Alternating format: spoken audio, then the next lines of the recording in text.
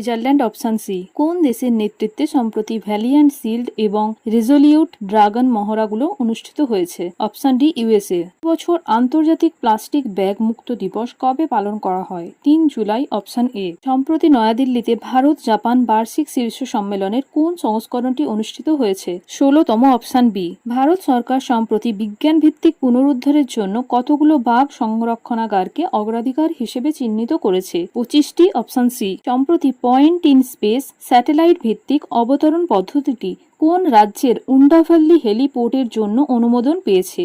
Andhra Pradesh. Option A. সম্প্রতি আসামের বারজুলি এলাকাটিকে কোন কৃষি পণ্যের ইনসিটু সংরক্ষণ ও ব্যবস্থাপনার জন্য একটি জীববৈচিত্র্য ঐতিহ্য স্থান হিসেবে ঘোষণা করা হয়েছে? Wild rice. Option C. সম্প্রতি এসবিআই ডিবেঞ্চার ট্রাস্টিশিপ কাঠামো পর্যালোচনা করার জন্য কার সভাপতিত্বে একটি বিশেষজ্ঞ দল গঠন করা হয়েছে? অপশন এ, অনন্ত বড়ুয়া। সম্প্রতি ভূমি জরিপ ও সীমানা নির্ধারণের জন্য প্রযুক্তি ভিত্তিক ডিজি রোভার বিশেষ ভূমি জরিপ অভিযান কে চালু করেছে? উত্তরপ্রদেশ। Option C. সম্প্রতি সামুদ্রিক পণ্য রপ্তানি উন্নয়ন কর্তৃপক্ষ কোথায় সামুদ্রিক খাদ্যের মূল্য বিষয়ক জাতীয় দক্ষতা অলিম্পিয়াডের দ্বিতীয় সংস্করণ আয়োজন করেছিল? কোচি। Option C. সম্প্রতি কারা নমো স্বচ্ছতা অভিযান এবং অমৃতপান অভিযান চালু করেছে?